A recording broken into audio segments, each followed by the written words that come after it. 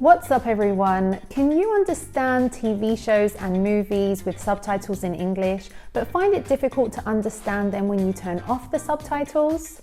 Don't worry, you're not alone. Lots of people get stuck at this stage. Their vocabulary allows them to understand media through reading subtitles, but their listening skills aren't quite there yet. So in this lesson, I'm going to be giving you some tips and tricks on how to bridge the gap between your reading and your listening comprehension.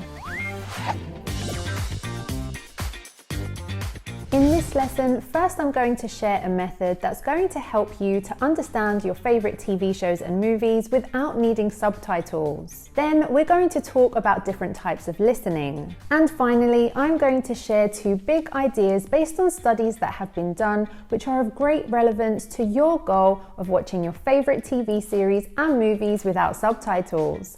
Because here at Learn English with TV, we help you to learn fast English without getting lost, without missing the jokes, and without subtitles. Just like Hazmath, who says he adores our teaching methodology. So be sure to hit that subscribe button and the bell down below so that you don't miss any of our new lessons.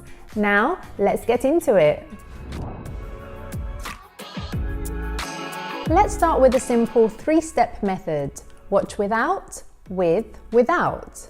What this basically means is you're going to watch a scene or a clip, first of all, without subtitles. This is going to give you a general sense of what's going on in the scene, where it takes place, who the characters are, what their emotions are, etc. This alone will give you a pretty complete understanding of what's going on in the scene, even if you're not actually understanding many of the words. On the other hand, it will give you an idea of how much of the scene you actually understand. So if when you're doing this for the first time you understand around 30%, then by the time you finish trying this method, you might end up understanding around 70%. If in the first watch you understood around 60% of what they were saying, then by the time you complete this method, you'll probably understand around 90%. So now let's move on to the next step of watching with subtitles. This will help you fill in the gaps of what you didn't understand in the first viewing. You might or might not wait to pause to check some definitions in the dictionary. It depends on how you approach the exercise. By this, I mean you could have an 80% of enjoying watching the show and 20% of English practice. In this case, you want to simplify the process and not interrupt your viewing too much. If your mindset is to use the clip for practice and less so about enjoying the clip, you might be more motivated to stop it and do some research. Again, it depends on your goal and style. Finally, you'll watch it a third time without subtitles. You'll be surprised at how capable your mind is of capturing the meaning and remembering it all from the second viewing, so you're going to understand it a lot better by this point. It's important to note that this system is highly customizable to your goal, needs and style, and also your level of understanding. You could do it in the way that I mentioned earlier. Watch without subtitles, watch with and then watch without subtitles, or you could watch without, watch with native subtitles, watch with English subtitles, watch without, or watch without, watch without times 2, and finally watch without, watch with dubbed version, watch with subtitles and watch without. You can move things around in a way that works best for you. You have the choice here. However, if you do choose a more complex system, then I highly recommend choosing a shorter clip to make this a little bit more simple. If, for example, you decide to apply this method to a whole episode of Friends, you'll want to keep it more simple. Do also keep in mind that if by the end of this you don't quite understand 60%, don't worry, you have to have patience and be consistent. There are different types of listening, and knowing this information is great because it will help you to understand better what you are doing. Listening for gist is when you are listening just to understand more or less the main idea. This is what gist means, the main idea. So if you're watching a TV series, if you're watching a clip, you don't need to understand specific details. You just want to get an overall idea of what it's about. When you're listening for specific information, you actually want to note down specific details, for example, keywords. After you've become more familiarized with a particular clip, you're going to start to understand more of what the character has said.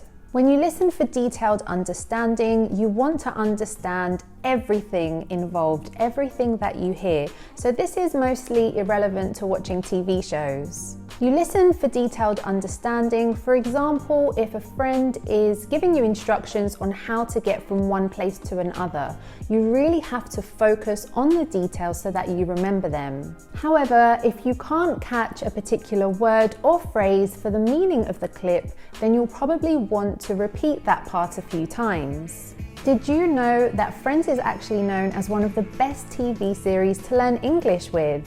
This is why, if you're struggling to understand fast-speaking natives, our Fluent with Friends course would be perfect for you. In this 48-week course, you'll learn with the first 2 seasons of Friends. You'll receive PDF power lessons every week, vocabulary memorization software, access to our Fluency Circle global community, and so much more. And the best part is you can try it right now for free with our 3-part masterclass. All you have to do is click up here or down in the description box below to learn more and sign up now. Now let's move on to big idea number 1. Stephen Krushen is an American linguist that has made many publications in the field of second language acquisition. He's most famous for his theory on comprehensive input. And now I'm going to share with you the most important thing I have learned about language. Probably the best kept secret in the profession. We acquire language in one way and only one way, when we understand messages. The input hypothesis states that learners progress in their knowledge of the language when they comprehend language input that is slightly more advanced than their current level. Krushen called this level of input I+1, where I is the learner's interlanguage and +1 is the next stage of language acquisition. What does that mean? Interlanguage is the English that you speak as a second language. While it is English, it still has some features of your native language. The more you can disassociate it from your native language, the better your English will be. The idea of +1 is quite interesting. If we relate it to watching shows without subtitles, this would suggest that you choose a clip that's just a little above your current level of comprehension. If you watch a clip and understand 0 to maybe 20%, your learning is not going to be significant, as that clip is too challenging for you. Ideally, when you pick a clip that you'll watch for the first time without subtitles, you should understand 50% of it. This is comprehensive input. A piece of material that you can more or less understand, and with a little bit of attention, you can understand much more. Another big idea by Mr. Krushen is the affective filter. This means that your learning is much less effective when you're experiencing feelings of fear, embarrassment, boredom, etc. This mostly applies to real-life situations. If your teacher makes you scared, you're not really going to learn a lot from them. The same can be said for watching TV shows and movies. If you're not really interested in them, then you're not going to learn from them. You have to enjoy watching them. Similarly, you're going to learn more by watching or reading topics of interest. This is also related to another big idea put forward by Krushen: narrow listening. Narrow listening is the activity of listening to audios or watching videos based on a topic of your interest. If you're interested in a particular sport, a certain artist, or an area of science, for example, you're going to have more knowledge of this subject. You're going to know more words related to that topic, so what you actually listen to, you'll be able to understand more of. And in Krushen's terms, this is comprehensive input. If you're a Friends fan and would love to try learning English with the series, then I highly recommend you check out this playlist where we have a ton of lessons that you can choose from. You can click up here or down in the description box below to choose your next lesson. Big idea number 2 is zone of proximal development. This idea was introduced by a very influential Russian psychologist, Lev Vygotsky. Zone of proximal development is the gap between problem solving you can do on your own and what you can do with the help of a teacher or a more experienced learner. This has a very direct relation to the method of watching without subtitles, with subtitles, and then again without subtitles. Let's see why. First, you watch the clip without assistance, subtitles. This is the problem solving you can do on your own. Understanding what is said in a clip is very much a form of problem solving. Then, when you watch the clip a second time, you're not doing it with the help of a teacher, you're watching it with subtitles, and that's a very different form of assistance. Once having engaged in an assisted activity, when you finally do it alone, you're more likely to do it successfully without help. This is why watching without subtitles, with subtitles, and without again is so effective. It fits in with how your brain is wired to learn.